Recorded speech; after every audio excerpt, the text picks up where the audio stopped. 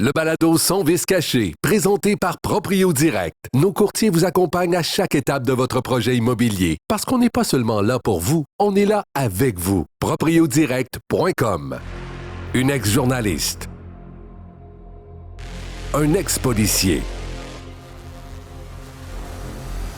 Et pourtant aujourd'hui, ils forment le duo le plus redoutable de l'immobilier québécois. Mélanie Bergeron, Yannick Parent, Sans vice caché. Le podcast décomplexé où l'immobilier se raconte sans masque, sans détour et surtout sans vice caché. Bienvenue à cet autre épisode du balado Sans vice caché. Cette semaine, Yann, on a une question de Marc-André de Chambly qui se demande c'est quoi un test de sol? C'est quoi? Puis il y a des tests de capacité portante. C'est quoi la différence? Puis quand est-ce que ça nous sert? Bien, c'est deux tests qui sont complètement différents. Puis, quand on pense à acheter un terrain, Mel, c'est vraiment important de faire la nuance entre les deux. Pourquoi? Parce que si vous vous apprêtez à monter, exemple, une maison, construire une maison, que ce soit un étage ou deux étages, vous voulez être certain que le sol est capable de supporter le poids, qu'il n'y a pas eu de remblai, de choses comme ça. Donc, il y a un test qu'on appelle de capacité portante qui peut se faire avec des prélèvements sur place pour venir voir justement si on a le bon sol pour construire le bon bâtiment. Puis quand on parle d'analyse de sol, ben c'est l'objet de notre balado aujourd'hui. Là, on parle vraiment de la caractérisation de la terre. Est-ce qu'il y a un enjeu quelconque? Alors, avant d'aller plus loin, Mel, on a des invités qui sont spécialisés qui viennent nous voir aujourd'hui. Bien, d'ailleurs, une dame qu'on a reçue il n'y a pas si longtemps pour nous parler des tests de pyrite, on l'a trouvée tellement excellente qu'on pense qu'elle va bien vulgariser. On n'avait pas le choix de la réinviter. C'est ça, les enjeux de test de sol, mais il y a un promoteur qui est avec nous aussi. Vous allez l'entendre. Lui, ce test de sol-là, ça lui a sauvé une transaction. Puis une transaction, c'est assez important, vous allez voir. Avec des coûts majeurs. Il s'est sauvé en courant, là, comme on dit, puis il a sauvé probablement millions de dollars comme ça. Oui, parce que des fois, Mel, la meilleure transaction, on peut dire ça comme ça, c'est celle que tu ne fais pas. Bienvenue à Sans vice caché. L'immobilier sous des airs de conversation cuisine. Sans vice caché. On est bien content à Sans vice caché cette semaine de recevoir encore une fois Nadège de Multitest qui était venue nous expliquer le test de pyrite. Ça a été fort intéressant. Puis on avait effleuré autre chose, Yann, hein, les expertises et tout ça. Puis aujourd'hui, ce qu'on va aborder, c'est la contamination, les tests de sol, comment un promoteur travaille son dossier pour justement bâtir sur un terrain. Je fais un petit parallèle, Mel, par rapport à ça, parce qu'il y a un article qui est sorti dans le journal à Montréal cette semaine. On parlait d'un promoteur à Montréal, bon, tous les délais pour construire et tout ça, mais au-delà de l'obtention des permis, bien, il me disait, puis je fais attention à ce que je dis, mais il me disait, il y a énormément de terrains contaminés, particulièrement en ville, mais il y en a partout ailleurs aussi. Alors, que ce soit au résidentiel ou au commercial, c'est un aspect hyper, qui peut être dramatique. Ça peut être un cauchemar si on se rend compte finalement qu'on achète un terrain puis qui était contaminé. Comment on peut se protéger? Anthony Roy, qui est avec nous, des Habitations Excellence. Merci, Nadège, aussi d'être de retour. Bonjour. Alors, je pense qu'il y a un dossier récemment, Anthony, que tu as mené, puis tu as réussi à te sortir d'un paquet de problèmes, en fait. S'il n'y avait pas eu des expertises efficaces, tu aurais été pris avec un terrain qui ne convenait pas du tout là, pour un projet immobilier. Oui, exact. Donc, si je peux donner un peu de détails, là, c'est un projet... C'était un terrain à vendre, carrément. Il y avait déjà eu des tests de sol qui avaient été effectués, mais dans le passé. C'est un terrain qu'on savait qui était déjà contaminé. Par contre, ça remonte à plus que 10 ans, les derniers tests de sol qui avaient été faits. Puis, quand tu regardes ça, tu te dis, OK, est-ce que je peux utiliser ce test-là pour dire, OK, je lève la condition de ma promesse d'achat de contamination? Puis, c'est quand même un terrain d'une bonne envergure. Puis là, de mon expérience... je trouvais qu'il n'y avait pas beaucoup de spots qui avaient été vérifiés. C'est ça, il n'y avait pas eu beaucoup de prélèvements. Fait que là, j'envoie ça à Nadège. Nadège, on fait affaire ensemble depuis quelques années, puis quand même plusieurs. Ça fait 10 ans. C'est ça, on est quasiment un vieux couple d'affaires. Ah ouais, c'est ça. Donc, on se dit, on va faire une mise à jour, on n'a pas le choix. Nadège me dit, on n'a pas le choix. Fait qu'on refait faire une phase 1, qui est l'étude du dossier au complet, là, papier, plus théorique, si on veut. Puis là, naturellement, on recommande de faire des nouvelles tranchées, des nouvelles fosses exploratoires pour aller préciser, cibler un peu plus en détail. Donc, juste une petite parenthèse. Le phase 1, Nadège, c'est quoi? Pour que les gens suivent, oui, là, parce que c'est ça. pas donné à tout le monde. Nous, on connaît ça, mais un phase 1, c'est vraiment une étude de base c'est une autour étude de l'immeuble. Historique. C'est ça, en c'est fait, la phase 1, souvent les gens confondent en environnement. Déjà, qu'est-ce qu'on fait? On teste les contaminants dans le sol. Hydrocarbures, métaux, des anciens remblais. des anciennes carrières à Montréal. Et lors de la phase 1, on ne va pas faire d'échantillonnage. Le but de la phase 1, c'est comme une petite investigation. On va chercher est-ce qu'il y aurait des coupables possibles dans notre histoire. Donc, ça peut être un ancien bâtiment, un ancien mode de chauffage, un ancien garage, un voisin, une station-service. Des fois, il y a une ancienne carrière. Des fois, il y a des risques qui sont plus difficiles à expliquer un petit peu aux clients. Mais c'est vraiment ça notre travail à la phase 1. C'est une étude historique, pas d'échantillonnage. Puis la phase 2... Quand tu arrives à l'échantillonnage, Yann, on connaît ça un petit peu, les tests de sol. Des fois, l'échantillonnage, comme tu dis, Anthony, c'est pris à un certain endroit sur le terrain, mais ça se peut que ça ne soit pas contaminé à cet endroit-là, mais que dans le fin fond du terrain, là, si on parle, je ne sais pas moi, de 100 000 pieds carrés de terrain ou peu importe combien, là, ça se peut qu'il y ait d'autres endroits. Écoute, tellement, puis moi, je vais vous entendre là-dessus parce qu'à un moment donné, pour utiliser l'expression, moi, je pense qu'on s'est fait rouler dans la farine. Personnellement, on a eu un cas où on a acheté un immeuble, puis tu sais, il y avait eu un phase 1 qui avait été... Un phase 1 qui est une analyse avec, genre, qu'est-ce qu'il y a autour, comme tu mentionnais, Nadège, mais les prélèvements de carottes qu'on parle, là, je veux dire, ça s'était fait dans une parcelle d'à peu près... 5 pieds par 3 pieds, exemple, là, comme une espèce de... Mais là, je veux dire, c'est-tu vraiment ça, phase 2, où il y a une obligation d'aller faire des carottes un peu partout sur le terrain? Comment ça marche, cette business-là? En fait, vous avez deux choix. Si vous faites une phase 1, la phase 1, dans le rapport, un vrai rapport complet, conforme, vous devez avoir un plan avec des zones à risque. Donc, si vous aviez un ancien bâtiment et que c'est le seul risque, je ne vais pas aller faire des forages partout. Il n'y a pas de risque ailleurs, je ne vais pas vous faire payer pour rien. On va cibler le risque. On localise là où on a identifié le risque. Mais il existe aussi une caractérisation. Puis ces caractérisations-là, c'est « j'ai pas fait de phase 1 ». Je ne sais pas qu'est-ce qui s'est passé dans toute la vie du bâtiment, mais par exemple, j'ai un bungalow, il y a un système de chauffage à l'huile. Bien, je fais une caractérisation. Je ne vais pas faire de phase 1, ce n'est pas exigé par la banque. Je vais cibler le système de chauffage à l'huile. Ça se peut que je passe à côté d'autres risques. Ce n'est pas mon mandat. Ce n'est pas mon mandat de faire une phase 1 puis de vérifier tout. Donc, ça, il faut faire la différence quand on demande le test de sol, d'avoir le bon test de sol. Puis les gens, souvent, nous disent « Je n'ai pas payé pour une phase 1, je le sais où il est le risque. » Une phase 1, on remonte jusqu'à 1800 quelque chose, des fois. On a eu la chance d'avoir des documents historiques. On a déjà trouvé des scories proches du Vieux-Port de Montréal qui étaient là depuis plus que 100 ans. Donc, c'est pas le risque. Excuse-moi, Nadège, c'est quoi? Tu me parles les scorines. C'est ça. Exact. J'avais comme un genre de... Je suis seule à pas comprendre. Ça, c'est un contaminant qui est vraiment pas le fun. Vraiment pas le fun. Lorsque Montréal a eu des gros fourneaux pour faire de l'acier, en fait, c'est des résidus. C'est tous les résidus. C'est même pas du charbon. C'est comme quelque chose de très, très brûlé, métallique. C'est vraiment pas bon pour l'environnement, malheureusement. Donc, c'est pour ça, quand je dis toujours, le vocabulaire est important parce que si vous ne demandez pas la bonne chose, vous n'aurez pas le bon résultat. C'est évident. Mais c'est dur de savoir quoi demander, pareil. Oui. Toi, Anthony, tu es habitué. Je veux dire, tu en as développé plusieurs unités. Il faut le dire, là. Combien d'unités d'habitation vous avez développées? Depuis ton entreprise, depuis tes débuts, depuis oui. Environ 500. 500. Fait que tu as quand même l'expérience d'avoir développé des terrains.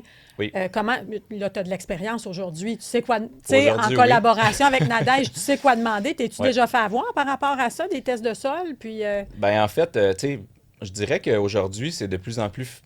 Disons qu'on va plus automatiquement vers les tests de sol, mais je recule il y a 15 ans, quand j'ai commencé, je faisais mes premiers triplex. Il n'y en avait pas de tests de sol qu'on faisait. Là. On achetait de maisons, on a beaucoup fait de projets dans Longueuil.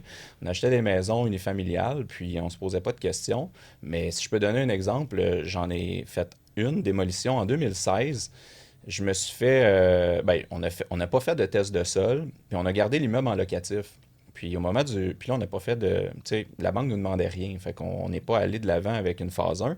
Mais au moment du refinancement, 5 ans plus tard, on m'a demandé une phase 1. Et je ne l'avais pas. Et j'ai dû en faire une. Et là, bien, surprise, on a trouvé, comme Nadège disait tantôt, il remonte loin. Tu sais, moi, je n'étais même pas au courant. Là. Il y avait un ancien garage dans le fond de la cour. Puis là, ça pouvait être susceptible de contenir des contaminants en métaux, je crois.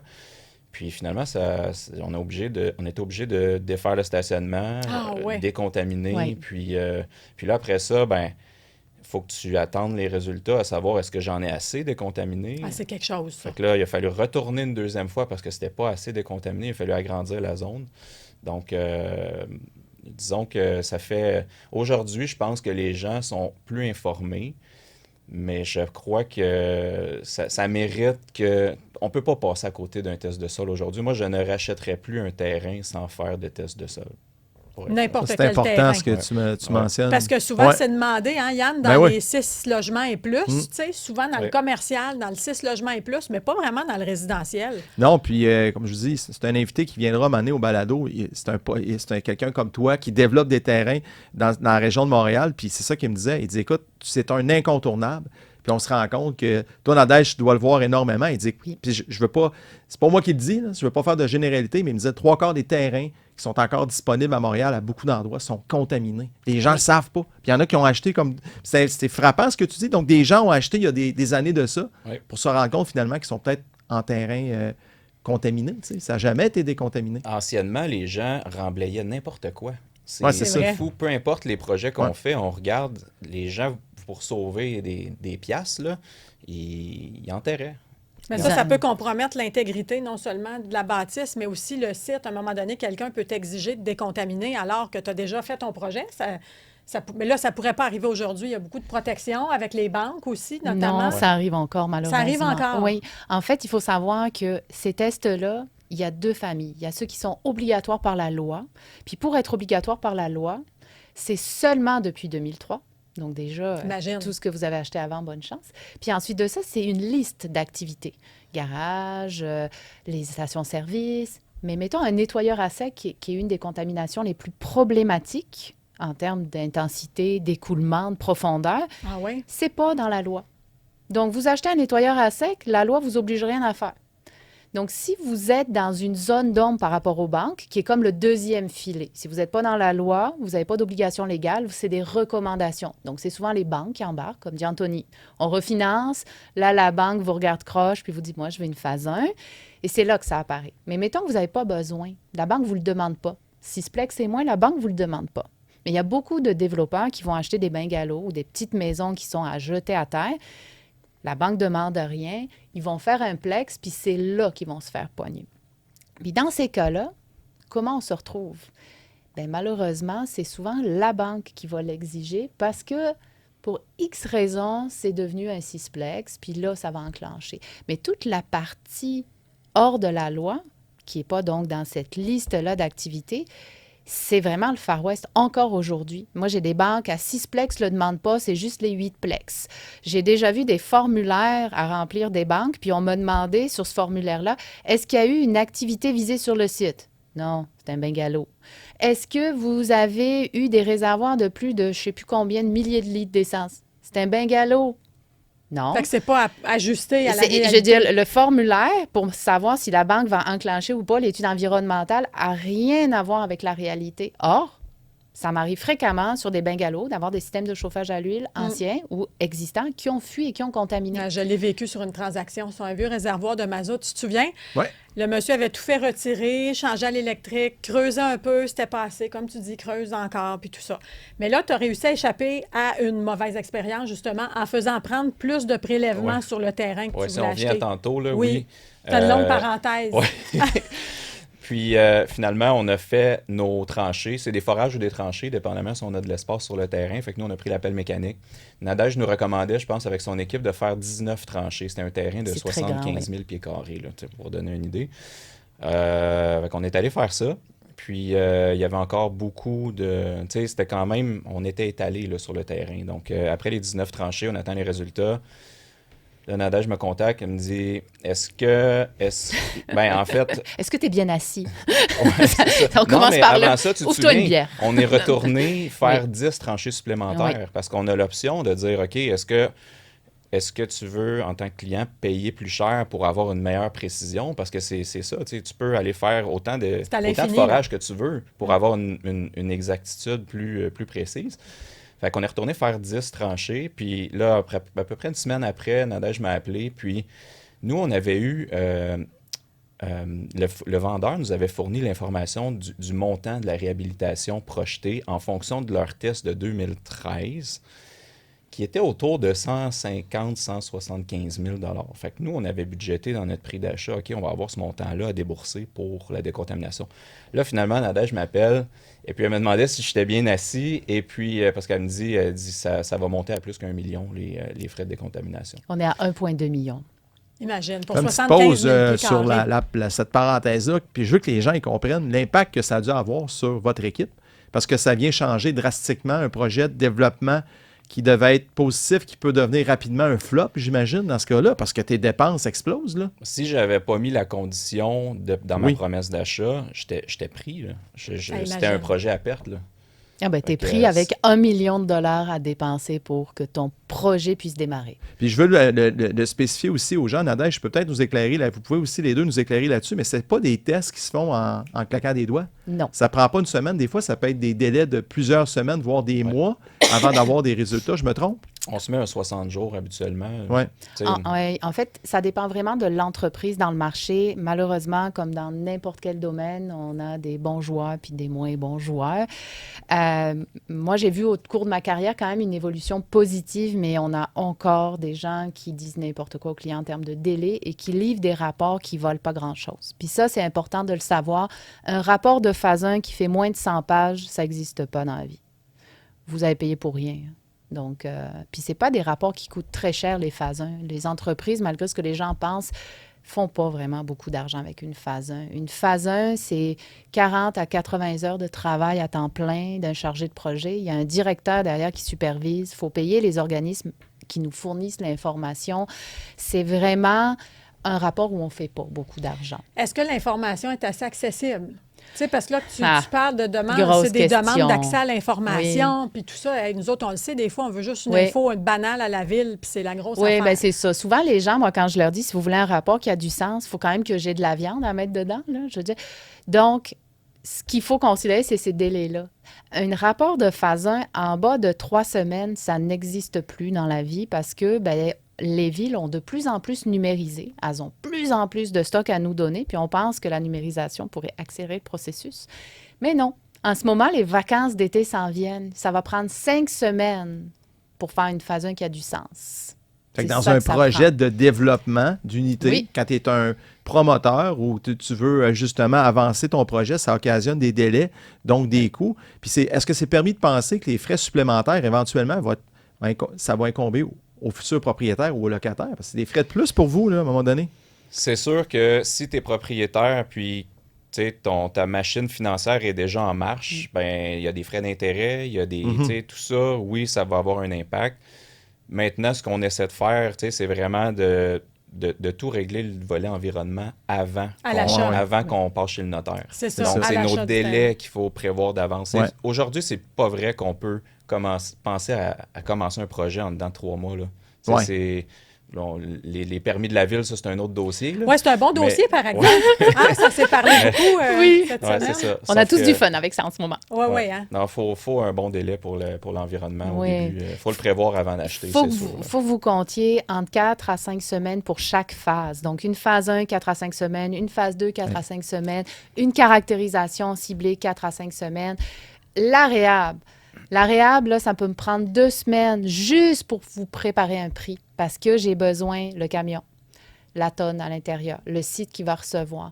Un site comme celui dont parlait Anthony, j'ai 4 sortes de contaminants sur le site. Tu vas placer ça où après? Tu vas les porter où? Il faut des sites accrédités par le ministère. Ces sites-là, ils vous donnent le prix qu'ils veulent. Ils peuvent le changer sans préavis s'ils ont envie. Donc, ça nous demande de tout le temps remettre à jour ces tarifs-là parce que c'est eux qui nous les fournissent. Puis, ça nous demande aussi, pour être intelligent, puis le moins cher possible pour le client, de prendre la décision de dire, OK, est-ce que j'envoie tous mes camions là? C'est plus proche, mais c'est plus cher. Ou est-ce que je sépare mes camions? Les métaux, je vais les envoyer à droite. Ils vont être moins chers, mais un peu plus loin.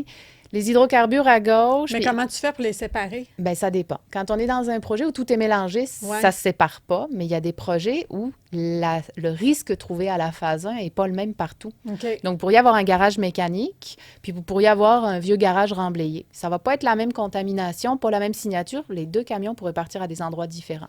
Donc, ça, c'est tout le travail qu'on fait pour essayer, nous, de bien servir le client. C'est vraiment important. Es-tu surpris d'entendre ça, toi? Ouais. Tu sais, c'est compliqué, là. C'est très C'est complexe. vraiment compliqué. Tantôt, tu as dit un mot réhab, hein, pour que les gens comprennent bien. réhab. Décontamination de Dé- sol, réhabilitation de C'est sol. ça. Oui. Ça, c'est un point qui est important parce qu'il existe deux types de terrains. Je pense des terrains qui sont contaminés et ceux qui sont contaminés qui ont été réhabilités. Oui. Donc, puis comment les gens qui nous écoutent, qui nous regardent, puis ils se disent, écoute, moi, je peux-tu être visé par ça avec mon futur terrain ou mon entreprise? Comment ils peuvent aller chercher l'info?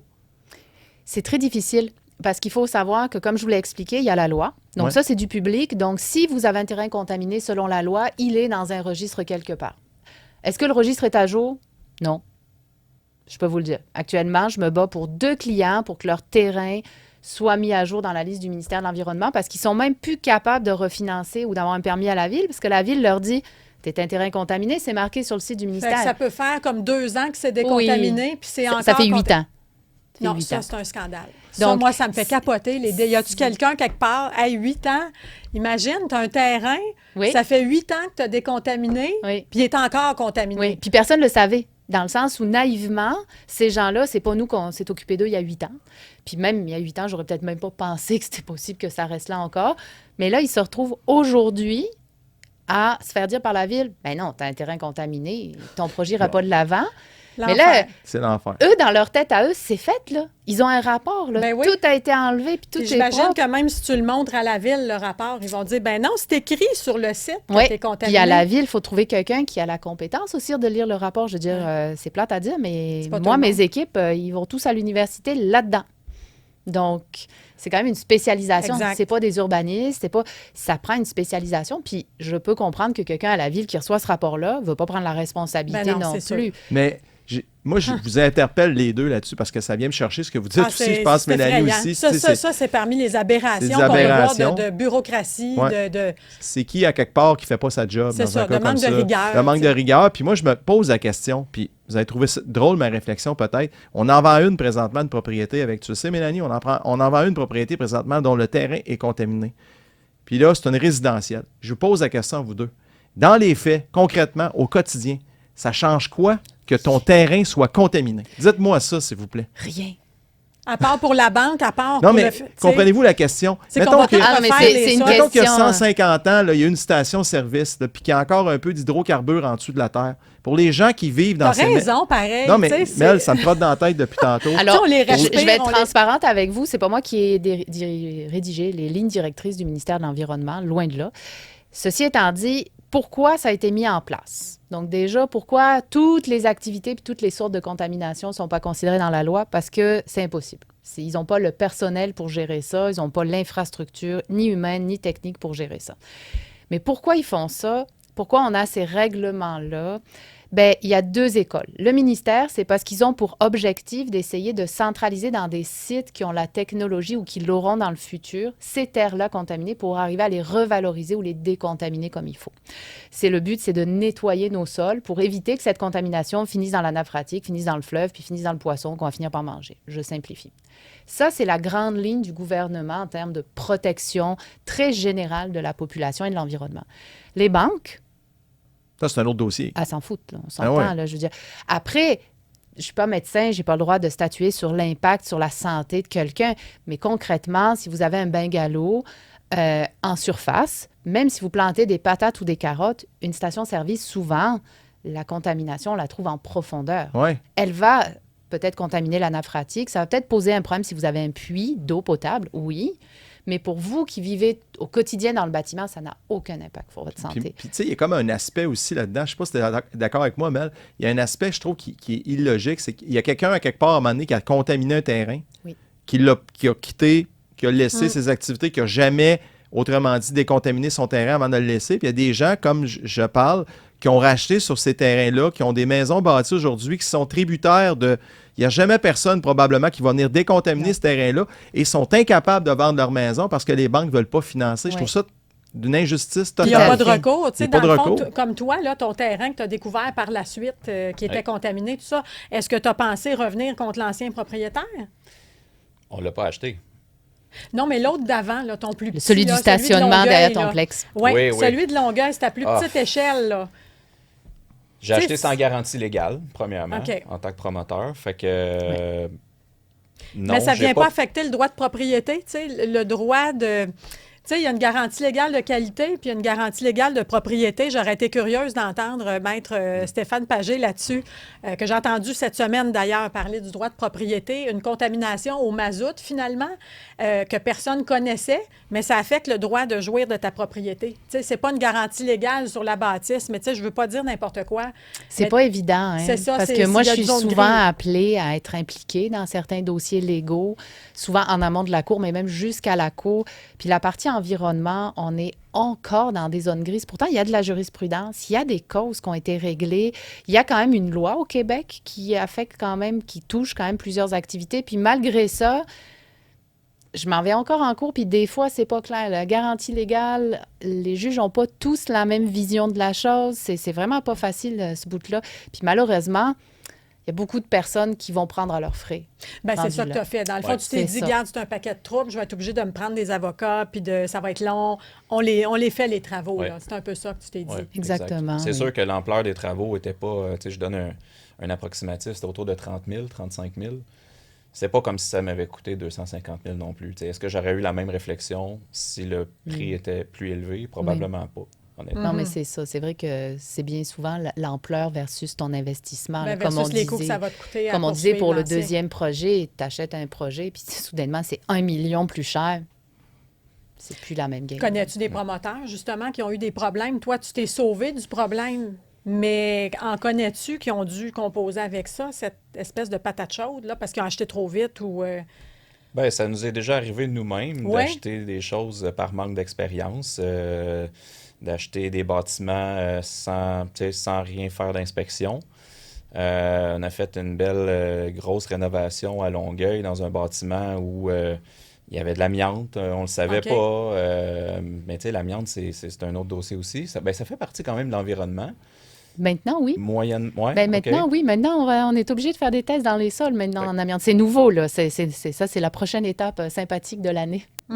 Mais on s'est déjà planté, si je peux utiliser l'expression, parce qu'on a voulu aller trop vite, je pense. Tu sais, on apprend de ça, on prend l'expérience, puis c'est pour ça qu'aujourd'hui, je dis que j'achèterai plus rien sans faire des tests de sol. Oui, c'est Hey, ça. puis tu sais, j'en profite pour... ça me dérange pas à la maison, vous allez dire que je suis biaisé. Je suis biaisé. Je suis courtier immobilier, mais consultez donc. Quand vous êtes à l'étape d'acheter un terrain, entourez-vous de professionnels, entourez-vous de gens comme Nadège, des gens qui ont de l'expérience autour de vous pour vous conseiller comme il faut, parce que je pense que le message à retenir aujourd'hui, c'est quand on achète un terrain là, en 2026 ou une bâtisse, là, d'aller chercher le maximum d'informations, de ne pas avoir peur peut-être d'aller justement demander des expertises si on n'est pas sûr pour ne pas se faire, comme on se disait tantôt, rouler dans la farine, Mel. Oui, ou dans l'amiante. Ou dans la... Puis, Parce que l'amiante, c'est ça qui arrive. Quand tu y touches pas, ça va bien. tu sais, souvent, c'est des tests dans les plafonds, dans la vermiculite, Ouais. Même dans dans les l'entretoit, les murs, murs de plâtre et les tout ça. planchers, tout. Ben, c'est ça. Quand tu y touches pas, c'est pas pire. Mais quand tu commences à jouer là-dedans, là, tu peux pas. Tu sais, Non. faut que tu fasses retirer par des professionnels disposés à un... Oui. Tes travaux, à cette fois-là, à ce moment-là, t'ont coûté quoi, le double? Ah, c'était. C'est parce qu'on n'avait même pas de budget, tu sais, Ouais, pour c'est la, ça. la Ouais. portion décontamination. Fait que là, tu sais, ça a peut-être coûté 100 000 tu sais, 100 000 de plus dans nos rénaux, juste parce qu'il y avait Oui, de puis il y a des l'amiante, là. délais parce que soudainement, tu te fais arrêter ton chantier, il faut Oui. envoyer quelqu'un. Puis c'est la même chose en environnement. Hein. Faites attention pour juste élaborer là-dessus. Depuis 2023, on a Trace Québec comme règlement. Donc, vous sortez une cuillère à soupe d'un terrain, puis vous devez ouvrir un dossier Trace Québec. Vous devez faire le suivi de votre cuillère à soupe, où elle s'en va, qu'est-ce qu'elle fait, où on la met. Ça Tu aussi, veux dire quand on Oui. décontamine?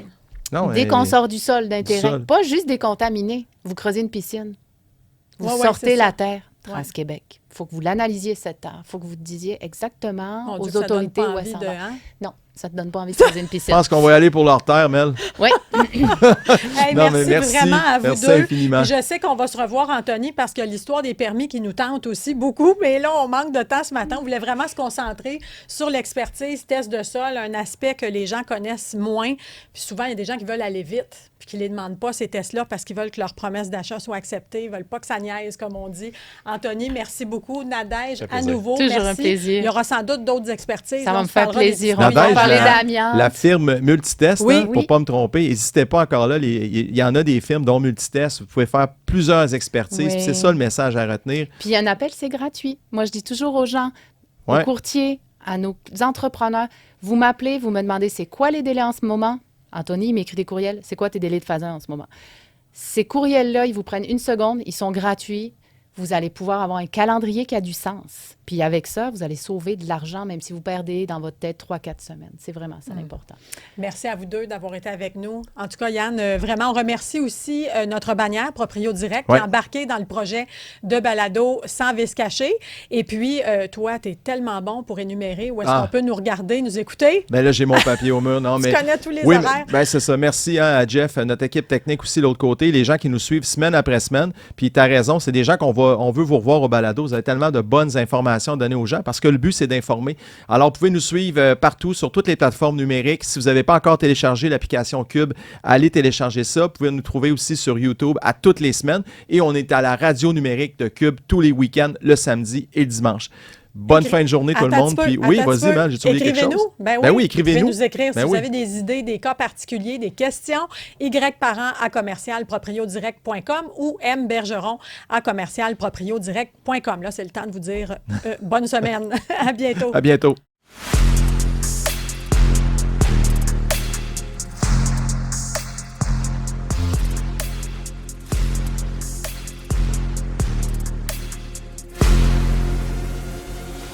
Sans vice caché.